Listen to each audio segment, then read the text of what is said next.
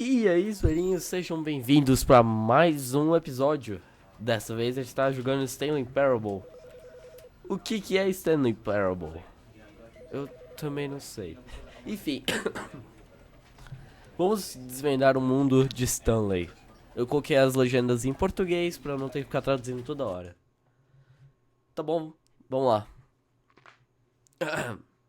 This is the story of a man named Stanley. Stanley worked for a company in a big building where he was employee number 427. Employee number 427's job was simple. He sat at his desk in room 427 and he pushed buttons on a keyboard. Orders came to him through a monitor on his desk, telling him what buttons to push, how long to push them, and in what order. This is what employee 427 did every day of every month of every year. And although others might have considered it soul-ending, Stanley relished every moment that the orders came in, as though he had been made exactly for this job. And Stanley was happy. Bom, se alguém And then one feliz, day, bom. something very peculiar happened. Something that would forever change Stanley. Something he would never quite forget. He had been at his desk for nearly an hour when he realized that not one single order had arrived on the monitor for him to follow. No one had showed up to give him instructions, call a meeting, or even say hi. Never in all his years at the company had this happened, this complete isolation. Something was very clearly wrong. Shocked, frozen solid, Stanley found himself unable to move for the longest time. But as he came to his wits and regained his senses, he got up from his desk and stepped out of his office. Não. Tá bom, enfim. Oh. Ok. Então, vocês viram a história do Stanley. Não tenho muito o que dizer pra complementar. Acho que não tem nada demais pra fazer aqui. Eu não sei como esse jogo funciona, enfim. Tá bom.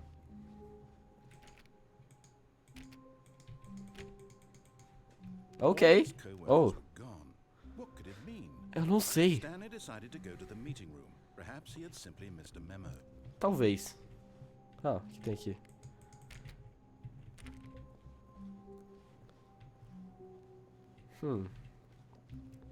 Até aqui tudo bem, não tem nada demais.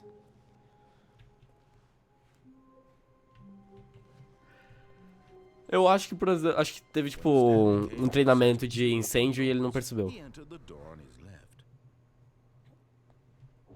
Ele entrou na porta na esquerda, tá bom.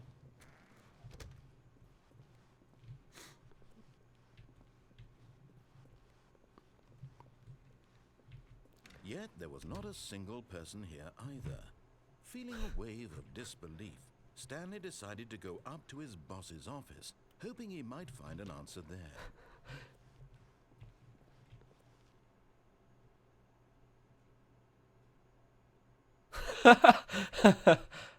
Usando slides para segurar para os empregados que tudo está certo. Faça certeza que cada slide tem um clique e um gráfico azul. Todo mundo é importante. E você é muito mais importante que todo mundo. Tá bom. Ok. Eu tô vendo aqui que tudo que eles fazem aqui é importante. Uou! Será que eu entro aqui? Stanley stepped into the broom closet, but there was nothing here, so he turned around and got back on track. Ou não? E se eu ficar aqui? O que tem aqui? Stanley, me diga. There was nothing here. No choice to make, no path to follow, just an empty broom closet. No reason to still be here. Stanley, me diga os segredos. Cadê? Sério que não tem nada mesmo. Stanley was still just sitting in the broom closet. He wasn't even doing anything. At least if there was something to interact with, he'd be justified in some way. As it is, he's literally just standing there doing sweet FA. Ok. Eu vou esperar um pouco mais, então. Are you really still in the broom closet? Standing around doing nothing? Eu não sei. Why? Please offer me some explanation here. I'm genuinely confused. Eu tô tentando desvendar os segredos da minha vida. Eu achei que, sei lá, não sei. Parece que se eu ficar... You realize there's no choice or anything in here, right? If I'd said Stanley walked past the broom closet, at least you would have had a reason for exploring it to find out. But it didn't even occur to me because literally this closet is of absolutely no significance to the story whatsoever. I never would have thought to mention it. Maybe to you this is somehow its own branching path. Maybe you go talk about this to your friend or say, "Oh, did you get the broom closet ending? The broom closet ending was my favourite." I hope your friends find this concerning. Tá bom, isso parece que tá indo pra algum lugar. Ugly and really, really stupid. He probably only got the job because of a family connection. That's how stupid he is. That or with drug money. Also, Stanley is addicted to drugs and hookers. Isso aí, prostitutas e drogas, é o melhor lugar da vida. É o caminho que você quer escolher. O quê? Got to this broom closet, explored it a bit, and were just about to leave because there's nothing here, when a physical malady of some sort shut down your central nervous system and you collapsed on the keyboard. The situation is, the responsible thing is to alert someone nearby so as to ensure that your body is taken care of before it begins to decompose. Hello? Anyone who happens to be nearby? The person at this computer is dead. He or she has fallen prey to any number of your countless human physiological vulnerabilities. It's indicative of the long-term sustainability of your species. Please remove their corpse from the area and instruct another human to take their place at the computer, making sure they understand basic first-person video game mechanics and filling them in on the history of narrative tropes in video gaming, so that the irony and insightful commentary of this game is not lost on them. All right, when you've done that, just step out into the hallway.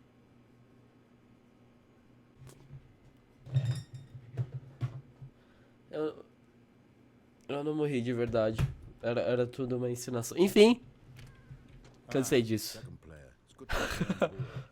Eu sou o mesmo cara. Eu prometo. Vamos ver.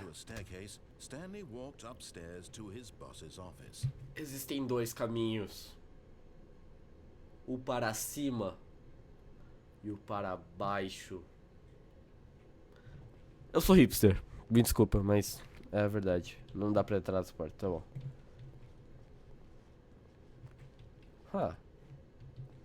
Oi, luz vermelha. Tá bom, enfim.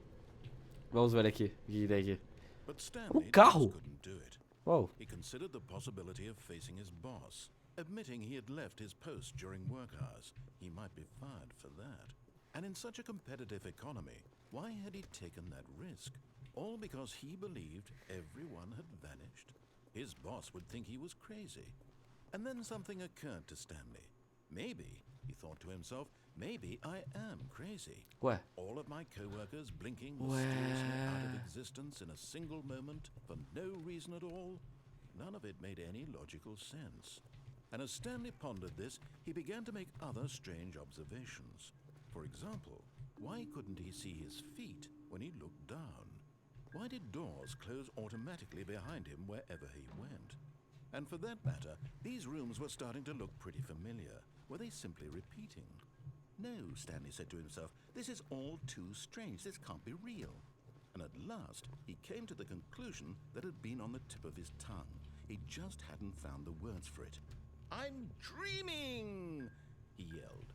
"This is all a dream." Óbvio. Oh, what a relief Stanley felt to have finally found an answer, an explanation. His co-workers weren't actually gone. He wasn't going to lose his job. He wasn't crazy after all.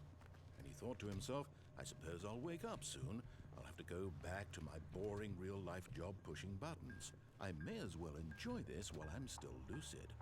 So, he imagined himself flying, and began to gently float above the ground. Ui! Then Nossa, eu tô he sonhando imagined mesmo. himself soaring through space on a magical star field, and it too appeared. It was so much fun, and Stanley marveled that he had still not woken up.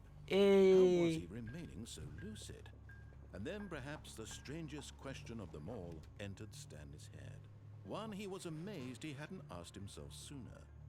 Why is there a voice in my head dictating everything that I'm doing and thinking? Now the voice was describing itself being considered by quê? Stanley, who found it particularly strange. I'm dreaming about a voice describing me, thinking about how it's describing my thoughts. Tá, acho que agora eu tô ficando And louco. while he thought it all very odd and wondered if this voice spoke to all people in their dreams, the truth was that, of course, this was not a dream. How could it be? Was Stanley simply deceiving himself, believing that if he's asleep, he doesn't have to take responsibility for himself? Stanley is as awake right now as he's ever been in his life. Now, hearing the voice speak these words was quite a shock to Stanley. After all, he knew for certain, beyond a doubt, that this was in fact a dream. Did the voice not see him float and make the magical stars just a moment ago? How Okay. else would the voice explain all that? This voice was a part of himself too. Surely, if he could just... He would prove it. He would prove that he was in control, that this was a dream. É. So he Esse closed espírito his eyes Stanley. gently, and he invited himself to wake Vai, up. vamos acordar. He felt the cool weight of the blanket on his skin, the press of the mattress on his back, the fresh air of a world outside this one. Let me wake up, Me deixa he acordar. thought to himself. I'm through with this dream. I wish it to be over. Eu quero Let me voltar go ao back to trabalho. my job. Let me continue pushing the buttons. Please, it's all I want. I want my apartment and my wife Você é casado? and my Uau. job. All I want is my life exactly the way it's always been. Vai dar tudo certo, My eu life prometo. is normal. I am normal. Eu sou normal. Everything will be fine. Vai mesmo. I am okay. Eu estou bem. Mensagens. Tô. Stanley began screaming. Please, someone wake me up. Meu My name is Deus. Stanley. I have a boss. I have an office. I am real. Please, just someone tell me I am real. I must be real. I must be. Can anyone hear my voice? Ai. Who am I? Who am I? Quem sou And eu? everything went black.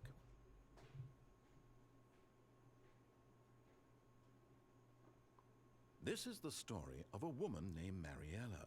O quê? Mariella woke up on a day like any other. She arose, got dressed, gathered her belongings, and walked to her place of work. But on this particular day, her walk was interrupted by the body of a man who had stumbled through town talking and screaming to himself, and then collapsed dead on the sidewalk. And although she would soon turn to go call for an ambulance, for just a few brief moments she considered the strange man. He was obviously crazy. This much she knew. Everyone knows what crazy people look like. And in that moment, she thought to herself how lucky she was to be normal. I am sane. I am in control of my mind. I know what is real and what isn't. It was comforting to think this, and in a certain way, seeing this man made her feel better. But then she remembered the meeting she had scheduled for that day. The very important people whose impressions of her would affect her career, and by extension, the rest of her life. She had no time for this, so it was only a moment that she stood there, staring down at the body. And then she turned and ran.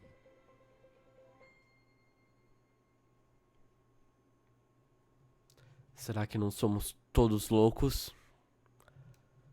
Será que o mundo não é uma imaginação da nossa mente? Tô brincando. Nós nunca vamos saber a verdade.